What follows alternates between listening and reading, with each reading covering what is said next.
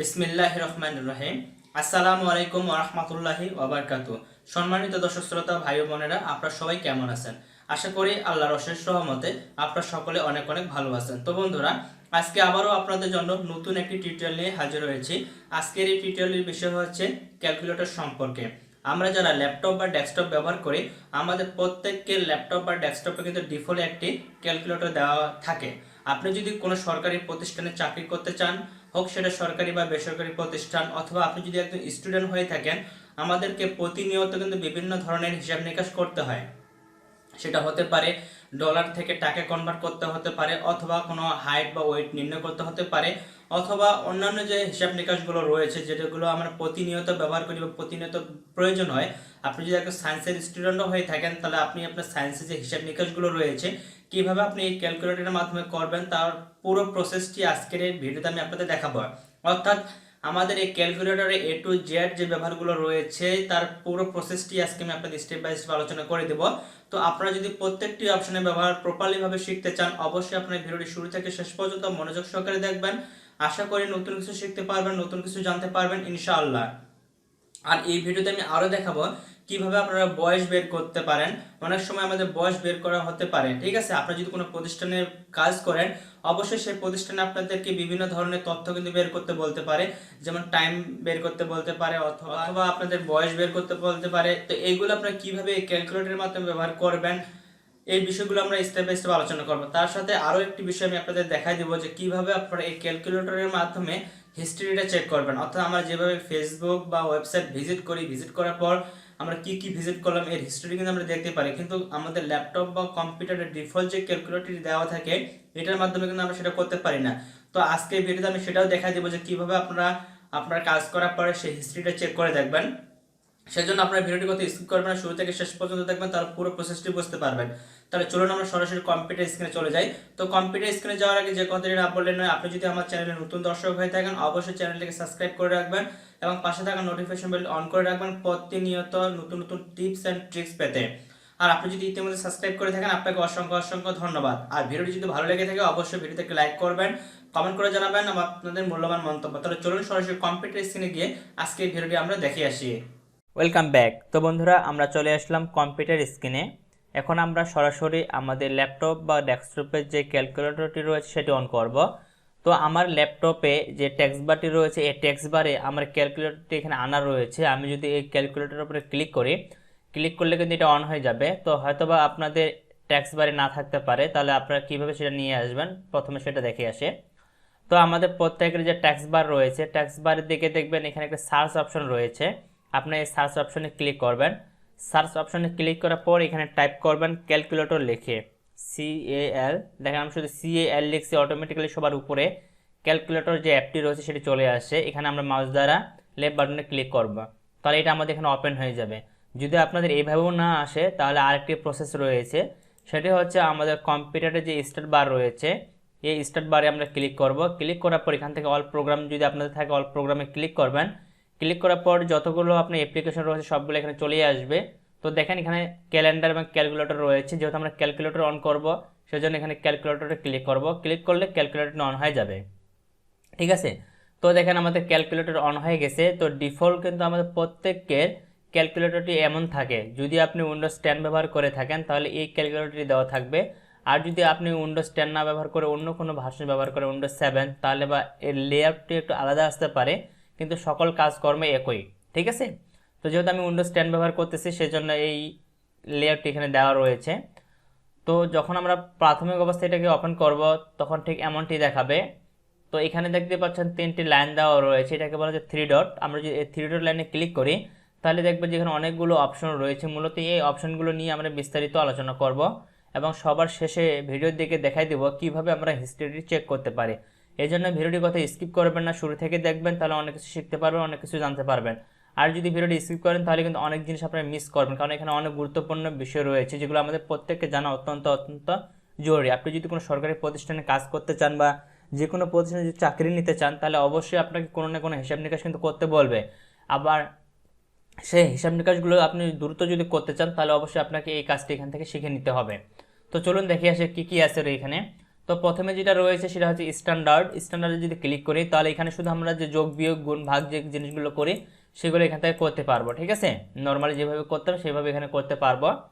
এরপরে এটা তেমন কিছু কাজ নেই, এগুলো সবাই আমরা জানি। এরপরে রয়েছে সায়েন্টিফিক। আমরা যদি সায়েন্টিফিকে ক্লিক করি তাহলে আমরা যারা সায়েন্সের স্টুডেন্ট রয়েছি, যারা সায়েন্সের যে ম্যাথগুলো রয়েছে সেগুলো যদি করতে চাই, যেমন এখানে লগের অঙ্ক, ইন, হ্যাঁ, তারপর মোড, এই বিষয়গুলো স্কোয়ার যদি আমরা বের করতে চাই সবগুলো এখানে আমরা বের করতে পারি। যেমন আমি যদি এখানে 7-এর ওপর স্কোয়ার করতে চাই, যেমন আমি এখানে 7 টাইপ করলাম, টাইপ করার পর এখানে যদি স্কোয়ারে ক্লিক করি তাহলে দেখেন 7 স্কোয়ার 49, ঠিক আছে। এরপর যদি আমি এখানে মনে করেন যে 9-এর উপর স্কোয়ার করবো, 9 চাপলাম, তারপরে যদি এখানে স্কোয়ার দিই তাহলে দেখেন 9 স্কোয়ার 81। তো এখান থেকে আমার সায়েন্টিফিক যে মানগুলো রয়েছে সেগুলো এখানে আমরা বের করতে পারি। তারপর এখানে আরেকটা দেখাই, আমি যদি এখানে দিই যে log 10 কত এর মানটা আসে 10 log, তাহলে দেখেন log 10 এর মান হচ্ছে 1। আমরা এইভাবে মানগুলো কিন্তু বের করে নিতে পারি, ঠিক আছে। এরপরে যেটা রয়েছে সেটা হচ্ছে আমরা গ্রাফিক, আমরা এখান থেকে গ্রাফিকের যে চার্টগুলো রয়েছে সেই চার্টগুলো এখান থেকে দেখে নিতে পারি জুম ইন জুম আউট করে মানগুলো। যেমন এখানে হচ্ছে এক্স, তারপর হচ্ছে এক্স মাইনাস প্লাস মাইনাসের যে মানগুলো আমরা বের করি গ্রাফ চার্টের মাধ্যমে সেগুলো এখানে করে নিতে পারি। এরপর হচ্ছে প্রোগ্রামার, যারা আমরা প্রোগ্রামিংয়ের কাজ করি তারা যে বিভিন্ন ধরনের কোডিংয়ের মান বের করার প্রয়োজন পড়তে পারে, তো যারা এই কাজগুলো করবেন তারা এখান থেকে জাস্ট প্রোগ্রামিংয়ে ক্লিক করে এখান থেকে বিট ওয়াইজ রয়েছে এবং বিট শিফট রয়েছে, এখান থেকে এটা কনভার্ট করে নিতে হবে আমাদের, ঠিক আছে। যারা আমরা সায়েন্সের স্টুডেন্ট রয়েছে, যারা কম্পিউটারের যে কাজগুলো করে প্রোগ্রামিং হিসেবে আমাদের যে গেটগুলোর অর গেট অ্যান্ড গেট যে মানগুলো বের করি সেইগুলো কিন্তু আমাদের এখান থেকে বের করতে হবে, ঠিক আছে, বিট ওয়াইজ। এরপরে যেটা রয়েছে এগুলো কিন্তু নর্মাল জিনিস, এগুলো আমাদের তাতে সেরকম কিছু জানার বিষয় না, কিন্তু এবারে যেটা আমরা জানবো সেটা হচ্ছে যে ডেট ক্যালকুলেশন। এটা অত্যন্ত গুরুত্বপূর্ণ, এটা আমাদের প্রত্যেকেরই জানা কিন্তু খুবই দরকার এবং খুবই জরুরি। তো ডেট ক্যালকুলেশনটা কি? অনেক সময় হয় যে আমাদের বয়সটা বের করতে বলতে পারে, যে আপনাকে একটা বলে দিল ও জন্ম তারিখ এটা, এখান থেকে তার জন্ম তারিখ পর্যন্ত তার বয়স কত হচ্ছে এটা বের করে। যেমন আমি যদি এখন আপনাদেরকে বলি আমার জন্ম 1997 সালে 15 নভেম্বর, আপনার আমার জন্ম তারিখটা বের করে দিলাম, এখন আপনি আমার বর্তমান বয়স কত এটা বের করেন, তাহলে কিন্তু আপনি খুব সহজে এই যে ডেট ক্যালকুলেশন যেটা রয়েছে এটার মাধ্যমে বের করতে পারেন। যেমন দেখেন আমি এটা বের করতে চাই, এটাতে ক্লিক করব, ক্লিক করলে আমাদের এরকম একটা ইন্টারফেস চলে আসবে। তো প্রথমে দেখতে পাচ্ছেন ফ্রম মানে হচ্ছে শুরু, যেখান থেকে শুরু হয়েছে, আর টু মানে হচ্ছে শেষ, বর্তমান সময় পর্যন্ত। তো আমি এখানে ক্লিক করব, ক্লিক করার পর যেহেতু আমার জন্ম সাল হচ্ছে 1997, তাহলে সেটা আমি এখানে সিলেক্ট করে দেবো। তো আমি সালটার উপরে ক্লিক করব, সালটার উপরে ক্লিক করার পর প্রথমে আমরা এখান থেকে যে মাস সেই মাসটাকে সিলেক্ট করে দেবো। তো আমি নভেম্বর মাস, তারপর আবার 21-এ ক্লিক করব, 2021, ঠিক আছে। তো 2021-এ ক্লিক করব, এরপরে আমার জন্ম সাল হচ্ছে 1997, এখান থেকে আমি 1997 সিলেক্ট করে দেবো, ঠিক আছে। তো 1997, তাহলে আমার এখানে জন্ম তারিখ চলে আসছে নভেম্বর 1997, কত তারিখ? 15 নভেম্বর। তো দেখেন তারিখটা এখানে চলে আসছে, হ্যাঁ। আর এখানে হচ্ছে আজকে যে তারিখ সেটা হচ্ছে 4 জানুয়ারি 2021। এই আমার বর্তমান বয়স চলতেছে 23 বছর 1 মাস 2 সপ্তাহ 6 দিন, ঠিক আছে। টোটাল ডেজ হচ্ছে 8,451 দিন আমার বয়স। তো এইভাবে আপনারা প্রতিজনকার এই বয়সটা কিন্তু বের করে নিতে পারেন খুব সহজে, কোনো ঝামেলা ছাড়াই। আর এই কাজগুলো যদি আপনারা অনলাইনের মাধ্যমে করেন তাহলে কিন্তু অনেক সময় লেগে যায় করতে, ঠিক আছে। তো এইভাবে আপনারা খুব সহজে যে কারো ডেট বের করে নিতে পারেন। এরপরে যেটা দেওয়া রয়েছে সেটা হচ্ছে কারেন্সি। আমি যদি কারেন্সিতে ক্লিক করি তাহলে দেখবেন যে আমাদের কারেন্সির যে ডেটা রয়েছে সেটা এখানে চলে আসবে। কারেন্সি কি? সেটা হচ্ছে আমাদের অনেক সময় ডলারটাকে টাকা কনভার্ট করতে বলতে পারে, আবার টাকাটাকে ডলারে কনভার্ট করতে বলতে পারে। যেমন এখানে আমার রয়েছে কারেন্সি, নিচে দেখতে পাচ্ছেন ইউনাইটেড স্টেট ডলার, অর্থাৎ আমেরিকার যেটা চলে, যেমন আমাদের বাংলাদেশের টাকা, সেখানেও তাদের হচ্ছে ডলার অর্থাৎ মুদ্রার নাম, ঠিক আছে। আমি যদি এখানে ক্লিক করি তাহলে এখানে অনেকগুলো মান পাবো, আমরা এখান থেকে যেটা সিলেক্ট করে দেবো সেটা থেকে সেটা কনভার্ট করে নিতে পারবো। যদি আমি এখান থেকে কি দেবো, জাপান ইয়েন, আমি ইয়েন যদি সিলেক্ট করে দিই তাহলে দেখেন জাপান ইয়েন। এখন বাংলাদেশে জাপানে 70 বা 72 ইয়েন বাংলাদেশে কত টাকা হবে সেটা আমি এখান থেকে দেখে নিতে পারি। যেমন জাপান যদি 70-72 ইয়েন আমাদের দেয়, তাহলে সেটা যদি আমরা বাংলাদেশে কনভার্ট করি তাহলে সেটা হবে 59.27 টাকা, ঠিক আছে। আর যদি এটাকে আমরা ডলারে কনভার্ট করি তাহলে দেখেন কত হয়। আমি যদি দিই এখানে ইউনাইটেড স্টেট ডলার, তাহলে দেখেন $72 সমান সমান হবে আমাদের 6,105.60 টাকা, ঠিক আছে। তো এইভাবে আপনার টাকাটাকে ডলারে কিন্তু কনভার্ট করে নিতে পারেন খুব সহজে। যদি আপনার মনে এখানে টাকাটা রয়েছে বা এখানে আপনি যদি ডলার দিতে চান তাহলে এখানে এর বাটনে ক্লিক করবেন, তাহলে এখান থেকে আপনি ডলার সিলেক্ট করে দিবেন। যেমন আমি এখান থেকে দিয়ে দিলাম, অথবা যদি ইন্ডিয়ান রুপি আপনারা চেক করে দেখতে চান তাহলে এখান থেকে ইন্ডিয়ান রুপি সিলেক্ট করে দিতে পারেন। হ্যাঁ, এখানে সবগুলো দেওয়া রয়েছে যে ইন্ডিয়ান রুপি, ক্লিক করলে তার ইন্ডিয়ান টাকা আসবে আমাদের এখানে 6105.60 টাকা, আর ইন্ডিয়ান যে ডলারটা সে 83.67 ডলার। ঠিক আছে, তো এটা হলো কারেন্সির কাজ। এরপর যেটা রয়েছে সেটা হচ্ছে ভলিউম। আমি যদি ভলিউমে ক্লিক করি তাহলে এখানে কিন্তু আমরা আরও বেশ কিছু মান বের করতে পারবো। যেমন ট্রান্সপোজ রয়েছে, এখান থেকে যদি আমি লিটারে সিলেক্ট করে দিই, লিটার থেকে আমরা কী বের করতে চাচ্ছি, মিলিমিটার। আমি দিলাম এখানে 8 লিটার, তাহলে 8 লিটার সমান কত মিলিমিটার হবে সেটা আমি এখান থেকে দেখে নিতে পারতেছি যে 0.0 লিটারে হচ্ছে আমাদের 8 মিলিমিটার। ঠিক আছে, আর যদি আমি এখান থেকে আরও অন্য কিছু চেঞ্জ করে দিই সেগুলো আমরা চেঞ্জ করতে পারবো। এখানে অনেকগুলো ফরম্যাট দেওয়া রয়েছে, আপনাদের যে ফরম্যাটটি প্রয়োজন সেই ফরম্যাটটি আপনি এখান থেকে সিলেক্ট করে সেই মানটাকে এখানে কনভার্ট করে নিতে পারেন। ঠিক আছে, এরপরে যদি আমরা একটু নিচে যাই, নিচে গেলে দেখতে পাবো লেন্থ। এটা কিন্তু আমাদের সবচেয়ে গুরুত্বপূর্ণ, এটা আমাদের প্রায় বের করার প্রয়োজন হতে পারে। যেমন প্রথমে হচ্ছে ইঞ্চি, আমরা যদি এইখানে ইঞ্চি সিলেক্ট করে দিই, কিলোমিটার সিলেক্ট করে দিই তাও হবে, মিটার সিলেক্ট করে দিতে পারি, সেন্টিমিটার সিলেক্ট করে দিতে পারি। তো মনে করে প্রথমে আমি ইঞ্চি থেকে এটাকে সেন্টিমিটারে কনভার্ট করব অথবা মিলিমিটারে কনভার্ট করব, তো আমি এখানে মিলিমিটার সিলেক্ট করে দিলাম। অর্থাৎ আমি যদি এখানে দিই যে 1 ইঞ্চি সমান কত মিলিমিটার, সরি আমি এখানে ক্লিক করতে হবে ইঞ্চি, তো এখানে আমি 1 ইঞ্চি সিলেক্ট করে দেবো। তো 1 ইঞ্চি এইখানটা আমার মিলিমিটার, ওকে, আর এইখানটাতে আমরা টাইপ করব সেন্টিমিটার। তো দেখেন 1 ইঞ্চি সমান যদি আমরা ক্লিক করি এখানে তাহলে 25.4 মিলিমিটার। ঠিক আছে, আমি যদি এখান থেকে এটাকে বাড়াই, সংখ্যাটাকে যদি চেঞ্জ করে দিই 9, তাহলে দেখেন 19 ইঞ্চি সমান 482.6 মিলিমিটার। এখানে মিলিমিটারটাকে আমরা কনভার্ট করে সরাসরি ন্যানোমিটারে নিতে পারি। তখন দেখেন ন্যানোমিটারে ক্লিক করলে মানটা আরও বাড়বে। এটাকে আবার আমরা ফিটে রূপান্তর করে নিতে পারি। যেমন 19 ইঞ্চি সমান কত ফিট, 1.58333 ফিট। ঠিক আছে, তো এখান থেকে আপনাদের যে মানটির প্রয়োজন সেই মানটি এখান থেকে ক্যালকুলেশন করে নিতে পারেন। এরপরে যেটা রয়েছে সেটা হচ্ছে আমাদের ওয়েট অ্যান্ড ম্যাশ। এখানে যদি ক্লিক করি তাহলে আমরা এখান থেকে কিলোগ্রাম, গ্রাম এগুলো কিন্তু আমরা পাউন্ড অনুযায়ী নিতে পারি। যেমন আমি যদি এখানে কিলোগ্রাম রাখি, এখানে যে সংখ্যাটা দিয়ে আমি 9 কিলোগ্রাম সমান কত পাউন্ড, তাহলে আসবে 19.84116 পাউন্ড। ঠিক আছে, আবার এটাকে আমি অন্য কোনো ফরম্যাটে রূপান্তর করে নিতে পারি। যেমন গ্রাম, আমি যদি গ্রামে ক্লিক করে দিই তাহলে দেখেন 9 কিলোগ্রাম সমান 9000 গ্রাম। ঠিক আছে, তাই এভাবে এই ক্যালকুলেশনগুলো আপনাদের করে নিতে হবে। মিলিগ্রাম, হ্যাঁ, আপনি এখান থেকে যেটা নিতে চাবেন। সেন্টিগ্রাম রয়েছে, দেখেন সেন্টিগ্রাম হলে 9 লক্ষ সেন্টিগ্রাম সমান হচ্ছে 9 কিলোগ্রাম। এইভাবে এগুলো আপনারা কিন্তু কাউন্ট করে নিতে পারেন। এখন আপনি যদি এর ব্যবহারগুলো না জানেন তাহলে কিন্তু এই কাজগুলো আপনি কখনোই শিখতে পারবেন না বা ব্যবহার করতে পারবেন না। আর আপনি যখন কোনো প্রতিষ্ঠানে কাজ করতে যাবেন তখন কিন্তু এগুলো আপনাদের অবশ্যই প্রয়োজনে লাগবে। এরপরে যেটা দেওয়া সেটা হচ্ছে টেম্পারেচার, অর্থাৎ আমাদের যদি তাপমাত্রা মানটা বের করতে বলে সেটা আমরা কীভাবে বের করব। তো প্রথমে দেওয়া আছে এখানে সেলসিয়াস, তারপর ফরেনহাইট এবং কেলভিন। আপনার মানটা যদি কেলভিনে দেওয়া থাকে, মনে করেন আমি এখানে 8 কেলভিন সমান কত ফরেনহাইট হবে, সেটা 46.4। এখন এই কেলভিনের মানটাকে আপনি সেলসিয়াসের মানটা আপনি এখানে কেলভিনে রূপান্তর করে নিতে পারেন অথবা ফরেনহাইটে ক্লিক করে নিতে পারেন। ঠিক আছে, অথবা আপনি এখান থেকে সিলেক্ট করে দিতে পারেন কেলভিন অথবা ফরেনহাইট, যেটা সিলেক্ট করে দিবেন সেটাতে আপনারা কনভার্ট করে নিতে পারেন। এরপরে যেটা রয়েছে সেটা হচ্ছে এনার্জি। আপনি যে এনার্জিতে ক্লিক করেন তাহলে আমরা কত জুল, হ্যাঁ জুল, তারপর যে কিলো জুল যেগুলো আমরা বের করি বা ক্যালোরিজ, এগুলো আমরা এখানে কনভার্ট করে নিতে পারি। তো এগুলো সিম্পল বিষয়, এগুলো আপনি দেখলে বিষয়গুলো বুঝতে পারবেন। যে আমি যদি দিই এখানে জুলস, যে 7 জুল সমান কত ফুট ক্যালোরি। ঠিক আছে, তাহলে 0.001673 ক্যালোরি। তো এটা আমরা এখান থেকে বের করে নিতে পারি এনার্জির এখান থেকে। তারপরে রয়েছে এরিয়া। আমি যদি এরিয়াতে ক্লিক করি তাহলে এখান থেকে আমরা স্কোয়ার ফিট এবং বর্গ ফিট এখানে বের করে নিতে পারবো। যেমন আমি যদি এখান দিয়ে হেক্টর, আমি দিলাম এখানে 9 হেক্টর সমান কত স্কোয়ার ফিট, তাহলে 9 হেক্টর সমান হবে আমাদের 9,68,751.9 স্কোয়ার ফিট। এবং এই স্কোয়ার ফিটটাকে আবার আমরা এখান থেকে এরিয়া করে নিতে পারি অথবা স্কোয়ার করে নিতে পারি অথবা স্কোয়ার মিটার করে নিতে পারি, স্কোয়ার সেন্টিমিটার এবং স্কোয়ার মিলিমিটার। আমি যদি এখান থেকে স্কোয়ার মিটার সিলেক্ট করে দিই তাহলে দেখেন 90,000 হবে। এখান থেকে যদি এর মানটাকে সেন্টিমিটার ক্লিক করে দিই তাহলে আরও মানটা বাড়বে, আর যদি এখান থেকে আমি এটাকে মিলিমিটার করে দিই তাহলে আরও বাড়ে যাবে। ঠিক আছে, তাহলে এখান থেকে আমরা খুব সহজে হেক্টরটাকে মিলিমিটার, সেন্টিমিটার বা অন্যান্য যে ফরম্যাটগুলো রয়েছে সেই ফরম্যাটগুলোতে খুব সহজে কনভার্ট করে নিয়ে নিতে পারতেছি।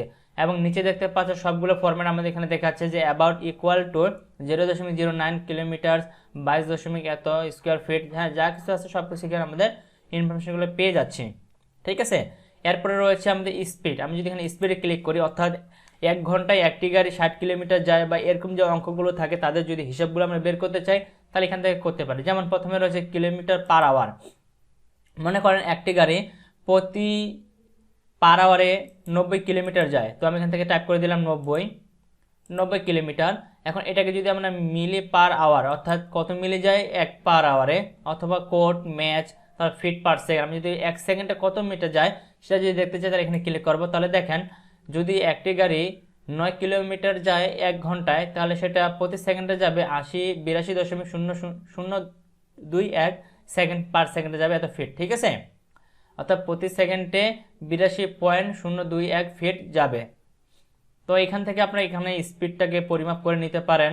তারপর যে টাইম, আপনি যদি টাইমে ক্লিক করেন তাহলে এখান থেকে আপনি মনে করেন 8 ঘন্টাকে এখানে মিনিটে কনভার্ট করে নিতে পারেন, তারপরে মিনিটটাকে আবার ঘন্টা রূপান্তর করে নিতে পারেন, সেকেন্ডে কনভার্ট করে নিতে পারেন, তারপরে যেখানে মিলি সেকেন্ডে কনভার্ট করে নিতে পারেন। এখানে যে আওয়ার শুধু তা না, আপনি এখান থেকে ইয়ার সিলেক্ট করে দিতে পারেন যে 8 ইয়ার সমান কত সেকেন্ড বা কত মিনিট হবে, সেটা এখান থেকে কনভার্ট করে নিতে পারেন। যেমন এখানে আমি দিলাম 8 ইয়ার, 8 ইয়ার সমান সমান হচ্ছে আমাদের 4,04,02,07,680 মিনিট, ঠিক আছে। এইভাবে আপনারা কনভার্ট করে সময়টাকে দেখে নিতে পারেন। এক্ষেত্রে আপনাদের কাজের গতিও বেড়ে যাবে এবং আপনারা খুব সহজে অনেক বিষয় শিখতে পারবেন, অনেক বিষয় জানতে পারবেন। এরপরে রয়েছে ডাটা।